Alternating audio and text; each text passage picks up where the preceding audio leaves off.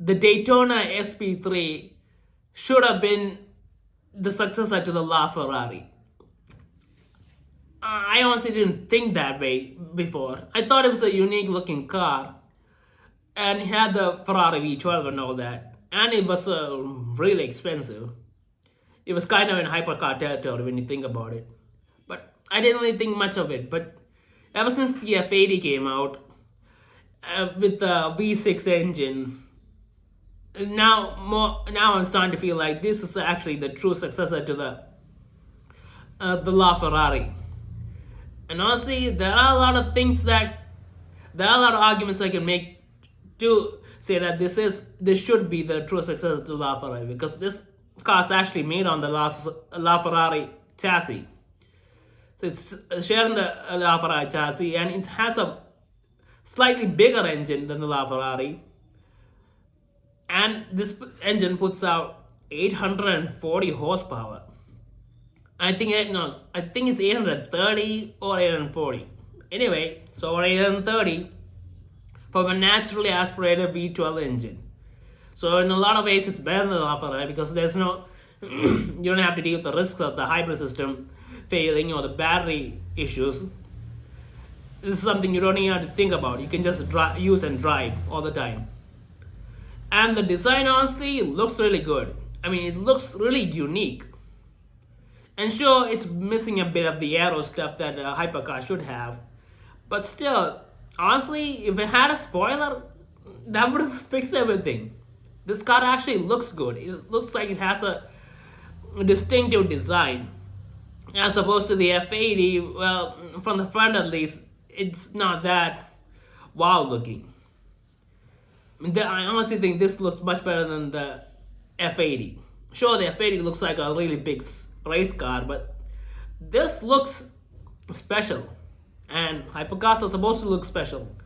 Now, neither of these cars look as wild as the LaFerrari. That was wild looking. But this looks good.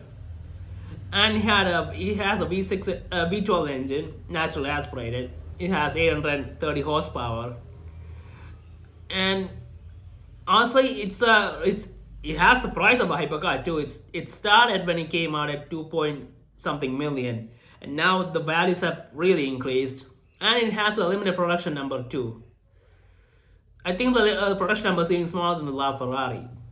So by that count, it also counts as a hypercar in terms of engine, production number, price, and looks. It looks really special. Now it's part of the Icona series, the special line of Ferrari.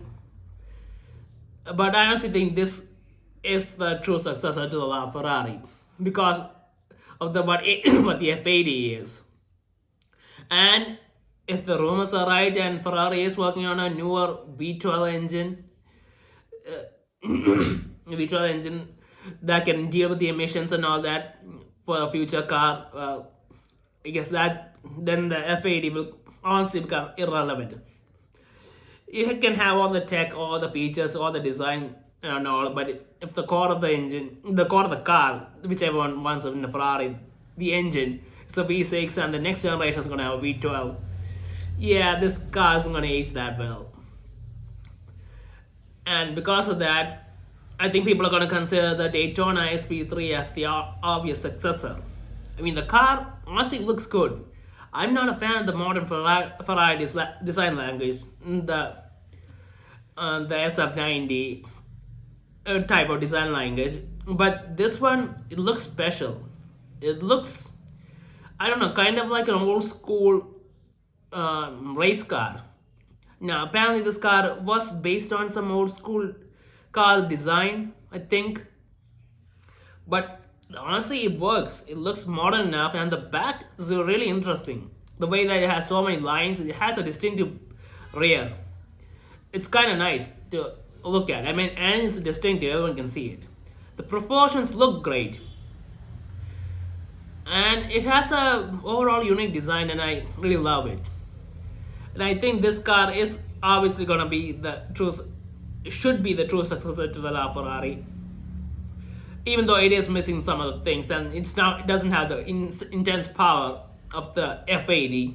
I mean, honestly, the F80 has more power than it. Other than that, what does it actually have that everyone's gonna be really focused on? Sure, it's gonna have the great suspension, the new suspension tech. I don't think the Daytona SP3 has it. Not sure. Probably not. But the suspension, people don't care too much about that. They want the experience, and it's a natural aspirated V12 engine. And that's what people want from a Ferrari. They want it to look good, have that engine, and to handle well, and all Ferraris handle well, so that's not an issue. And since the values are going up, I guess that means people really love the car. So that's great news. And I really hope that at least next time when Ferrari decide to bring out this successor to this, if ICE engines are still possible, maybe there's some exception that allows them to make a limited number of them. They bring out a V12 and change the design language. I mean, by then they're gonna have to change the design language. It's been a while. It's about time for a new design language to show up. And let's wait and see what happens with that. But till then, I feel like the Daytona SP3 is the true successor to LaFerrari, and it's kind of comforting to me that this car exists, because the F80 personally is a bit disappointing. Not that it's a great car, but just the engine.